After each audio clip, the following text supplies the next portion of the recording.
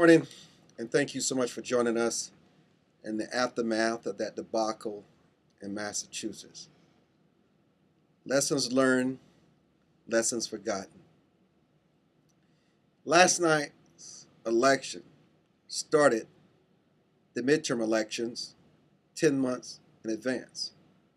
How appropriate on this day, January 20th, exactly 1 year ago today, when our president was inaugurated, that he receives this gift, this blessing, just 1 year into his administration. Imagine had this happened the third year into his administration. Some would say it would be impossible for him to recover. This was not a victory for Republicans. It was not a defeat for Democrats. This was a message from the American people. We fired the Republicans in 2006 and 2008 and hired the Democrats. We're now firing the Democrats in 2008 and 2009 because the only people that are benefiting from their leadership is Wall Street, insurance companies, pharmaceutical companies, banks, and the list goes on. None of this has impacted everyday American lives, where they're finding jobs, opportunities, where their businesses are growing, where the economy is turning around. They have not benefited. The American people are angry, they're restless, and they're impatient. And they're saying to the leadership in Washington, remember us.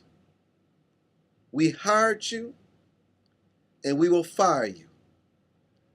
Mr. President,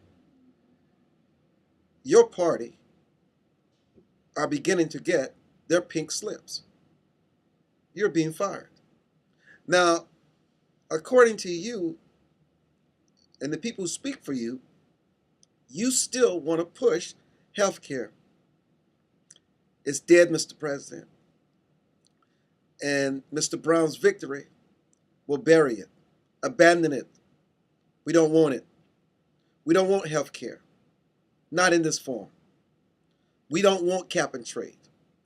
We want real immigration reform. But more importantly than that, Mr. President, the American people want jobs. Did you know that the State Department grants 75,000 work visas a month to bring foreign workers into the United States? Did you know that? 75,000 work visas are granted a month for people to come and work in the United States. And yet, the American economy and the job market is suffering. It's a ghost town. It's desolate. When will you serve the people, Mr. President? They don't want you to be a Democrat, a Republican. They want you to be the president of all people, looking out for their best interests. This was not a victory for the Republicans. This was a victory for the American people, who are sick and tired of the hypocrisy and the double standards that are coming out of Washington, D.C. Read the tea leaves, Mr. President. Read the handwriting on the wall. Pelosi and Reid have it wrong. Seat Mr. Brown as soon as possible. Don't delay. And give him an opportunity to participate in whatever legislation you're trying to move forward. And also, Mr. President, secrecy does not work. Behind closed doors, negotiating behind closed doors, American people don't trust. You promised to broadcast it live on C-SPAN. You didn't do that. You lost credibility. Mr. President, it's time for you to show leadership and backbone and abandon all these people who have agendas for themselves that continue to line their pockets and their bank accounts with wealth at the expense of the American people. You can fool some of the people some of the time, but you can't fool them all the time. The American people have spoken.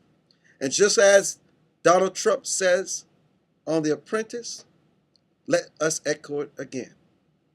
You are fired, Mr. President.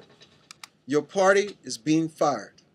You have a chance to be rehired because the American people are fair, they're objective, and they have all the common sense in the world. We just hope finally that since you missed it in New Jersey, Virginia, that you get the message now. Less government, Mr. President, not more.